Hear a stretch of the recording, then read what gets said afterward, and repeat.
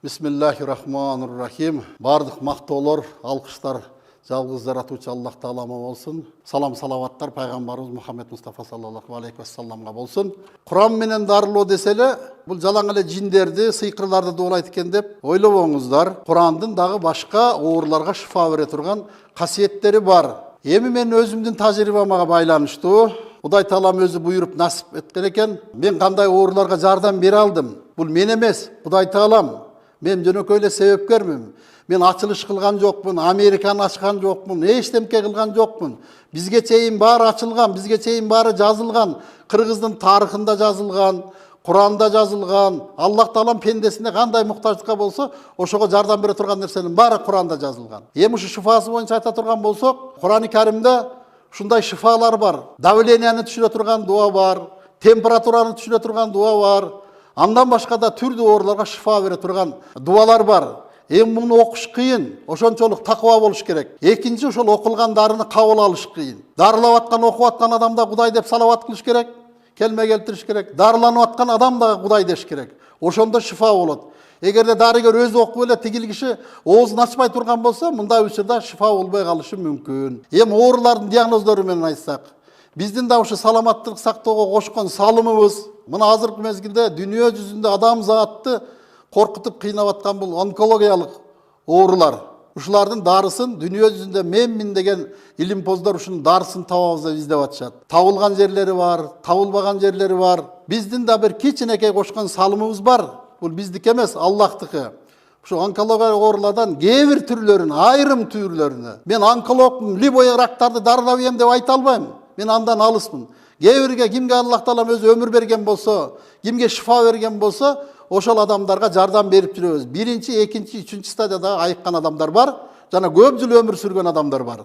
Курандан онкологиялык ооруларга таасир болот деп айтам. Андан кийин мына баш оору, нерв ооруларына, сахарный диабеттерге, туберкулез, мына урология боюнча, женский жактар мындай деп, урология дегенден кийин адамдар түшүрөт. Орган кайсы адамдын денесинин кайсы часты экени ушул. Андан кийин мына бесплодия деп, балалуу боло албай жүргөн үй бүлөлөргө, геморрой ооруларына, псориазга, экзема, муун оорулары, артрит, полиартрит деп оорунун түрү көп эми. Мен ошон үчүн айттым, кыргызча эле айтайын мындай деп. Ана негизи оорунун түрлөрү да көп, аттары да көп. Алкогол, мына азыркы мезгилде бизди кыйнап аткан бул арак деген оору бар, кесел.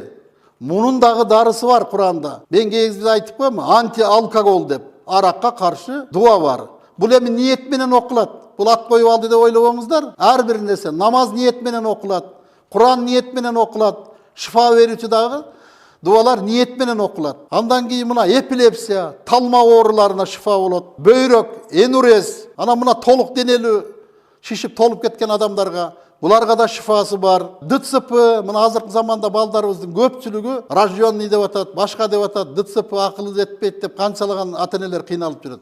Булардын дагы дарысы бар. Андан кийин мына азыркы мезгилде давление деген оорулар көп болуп атат. Абдан көп давление. Азыр атасы да давление, баласы да давление. Бул эми ар кандай себептер менен давление болуп атат. Бирок ошого да шифа бере турган дуалар бар. Көздүн мына зренияга дагы жакшы шифа бар. Андан кийин мына боордогу эхинокок, альвеококкоз деген түрдүү паразиттер болуп атат. Канчалаган жолудан кайталап операция жасап атат.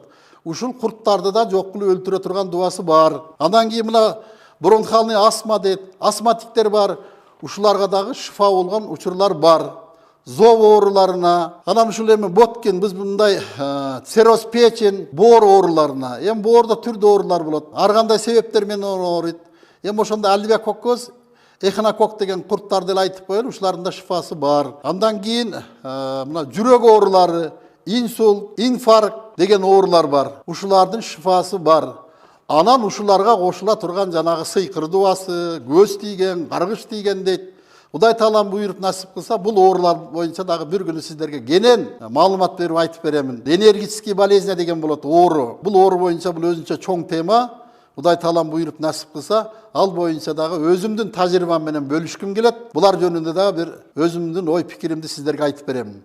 Мен ушу жогоруда айтылган диагноздор боюнча жүрөк оору, баш оору деп айтып атабыз. Ушул оорулар боюнча айыккан адамдар бар. Мен өткөн берүүлөрүбүздө дагы айттым.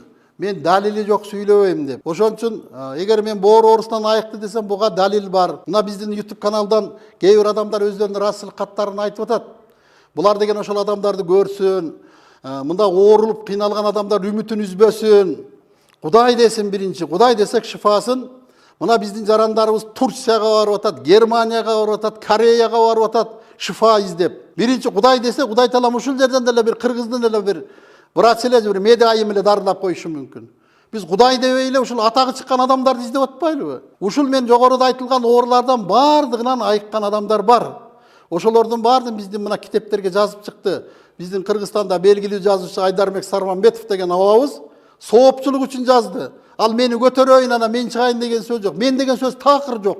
Мен сиздер катары гана пендемин мен. Мени туура түшүнүңүздөр. Мен дагы ушул баарыбыз бир мамлекетте жашайбыз. Баарыбыз бир пендебиз. Биздин адамдардын багы кыйналып жатканын, ооруп жатканын көрүп, мен дагы өзүмдүн ой пикиримди айткым келди. Себеби мындай, оорулуу адамды алдаган күнөө болот. Ошол оорул адамдар көздөрү чачырап, кыйналып турган кезгилде ошолордон бир нерсе талап кылып, же бир туура эмес нерселерден кармап, адамдардын муктаждыгына байланыштуу кыйнап аткан жерлерде бар. Ошон үчүн ой көзүңөрдү чоң ачкыла. Адамга ишенбегиле, Кудайга ишенгиле. Кудай десеңиздер, Кудай таалам өзүнүн шифасын берет деген гана ойду айткым келдим. Кудай дегиңиздер, ислам дини Куранга кайрылыңыздар. Кимибиз Куран окусак, намаз окусак, зикир чалсак, Аллах таалам өзү бардык балекет оорулардан сактайт экен.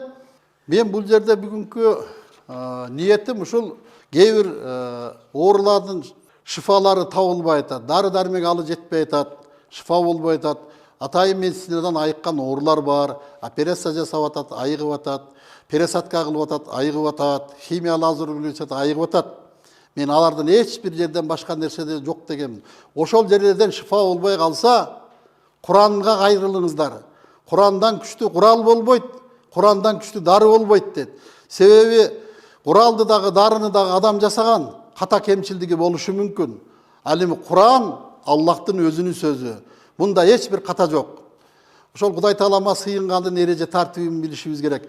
Бизде мусулманчылыкта айтат, эгерде ким Кудай таалага сыйынгандын эреже тартибин билбесе, ал Аллах тааланын бере турган белектеринен кур калат дейт. Кудай тааламдан белек болот экен. Белек десе кандай белек? Бизге ырыскы бергени белек, өмүр бергени белек, шифа бергени белек, перзент бала бергени белек. Ушуну белек деп түшүнүшүбүз керек Кудай таалам. Ошон үчүн Кудай таалага сыйынгандын эреже тартибин билип, Кудай таалам Куран-ы Каримде айтат экен: "Эй пенделерим, мен силердин күмөнүңөрдө жашайм. Эгер менден күмөн санасаңар, силер да менин күмөнүмдө болосуңар" деп. Ошон үчүн адамдан күмөн сактасак болот. Күмөн санасак болот. Ал эми Алладан күмөн санабаңыздар. Биздин ниет, тилек, максаттар качан кабыл болот экен? Качан Аллаха таалага биз толук, шексиз, күмөнсүз ишенсек, ошондо биздин дуаларыбыз, окуган намаздарыбыз, Курандарыбыз, окуган келмелерибиз жана муктаж болуп суранган ниет, тилектерибизди Аллах таалам кабыл кылат экен.